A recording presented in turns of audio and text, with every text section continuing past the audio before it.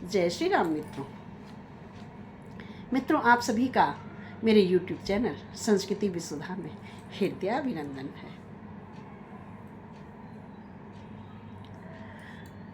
रावण के अनकहे और अंगद के अनसुने प्रसंग हम सुन रहे हैं अपने वीडियो में निरंतर।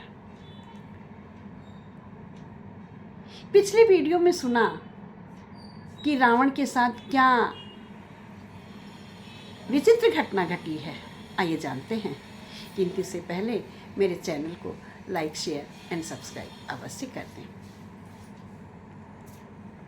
मित्रों, रावण अट्टहास करके हंसा है और बहुत ही जोश से भर करके अंगद के पैर पकड़ने को, अंगद का पैर हटाने के लिए चला है।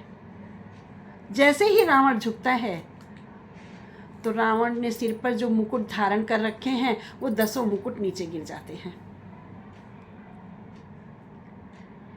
ऐसा देख करके अंगद जल्दी से उसके 4 मुकुट को उठा करके और ऐसे फेंकते हैं दूर, जो जा करके श्री रामचंद्र जी के शिविर में गिरते हैं।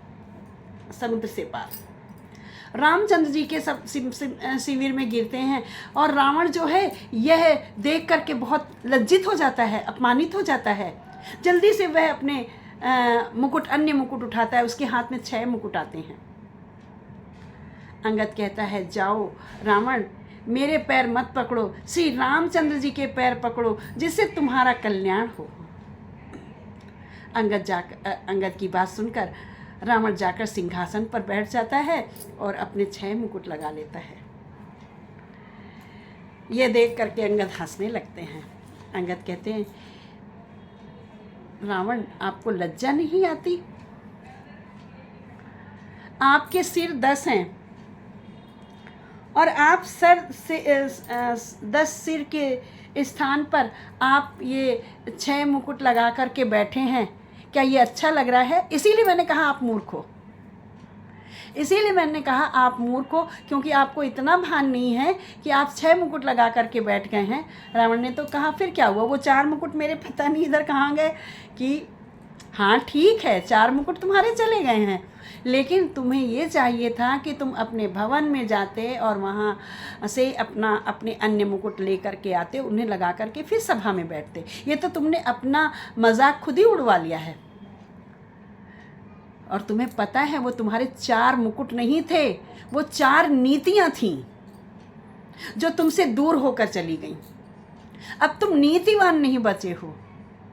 अब ये काम, क्रोध, मोह, लोभ, दंभ, दंड, ये 6 चीज़ें बची हैं। लेकिन आपके पास से जो 4 नीतियाँ थीं वो चली गई हैं। मित्रों, हम जानेंगे कि वो 4 नीतियाँ कौन सी थीं। तो वो 4 मुकुट नहीं, 4 मुकुट के रूप में वो 4 नीतियाँ जो थीं वो चली गई हैं श्री रामचंद्र के पास। कौन कौन सी? साम दाम और दंड विभेदा, नप उर बसत नाथ कह वेदा। साम दाम और दंड विभेदा, नप उर बसत नाथ कह वेदा। अरे रावण, एक राजा में, नीतिवान राजा में ये 4 नीतियाँ बसती हैं, 4 नीतियाँ निवास करती हैं। साम, समता, दाम, सबको बराबर समझना, और दंड और विभेदा, किसी में अंतर न समझना, सभी को समान समझना, न्यायोचित दंड देना। ये प्रत्येक राजा के अंदर बसती है, चाहे वह उसको अपने परिजनों के साथ ही क्यों ना न्याय करना हो, लेकिन समता होनी चाहिए। तो ये तुम्हारे अंदर से चली गई हैं। तुम्हारे अंदर समता नहीं रही, तुम्हारे अंदर नीति नहीं रही, तुम्हारे अंदर दंड देने की क्षमता नहीं रही। ये सब चली गई हैं और जहाँ से आई थी वहीं चली गई। रावण आश्चर्यचकित होकर पूछता है, कहाँ से आई थी अंगद? ये नीतियाँ आती कहाँ से हैं? अंगद कहता है, ये नीतियाँ प्रभु के पास से आती हैं, श्री हरि विष्णु के पास से आती हैं।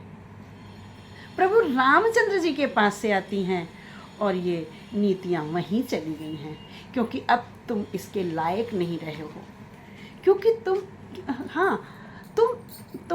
तुम मूर्ख ही नहीं हो, तुम चरित्रहीन हो गए हो, और इस चरित्रहीनता के ही कारण तुम्हारा सर्वनाश होने जा रहा है।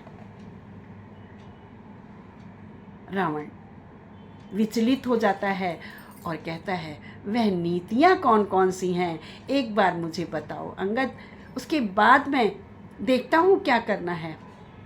आइए जानते हैं अंगद क्या बताते हैं। बने रहिएगा मेरे अगले वीडियो में मेरे साथ। अत्यंत रोचक अंगद की कथाएं, अनंत अंगद की क्या कथा है, इनके माध्यम से हम अपने प्रभु का गुणगान गा रहे हैं। हरि अनंत हरि कथा अनंता, कहीं सुनहि बहु विधि सब संता। हरि अनंत हैं, हरि की कथाएं अनंत हैं। इन सभी कथाओं का बखान अनंत लोग अनंत प्रकार से करते हैं, जैसा कि आप रावण और अंगद के संवाद में सुन रहे हैं। सबसे पहले मैंने संवाद कहाँ से शुरू किया था, विभिन्न प्रकार की कथाएं अंगद के प्रसंग में हैं, क्योंकि रोचक प्रसंग है। एक राजा को अन्याय करने से रोकने का प्रसंग है, इसलिए विविध प्रकार से है। आइए जानते हैं अंगद ने रावण को क्या कहा है।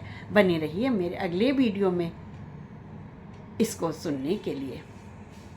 बोलो राजा रामचंद्र की जय, वीरबली अंगद की जय।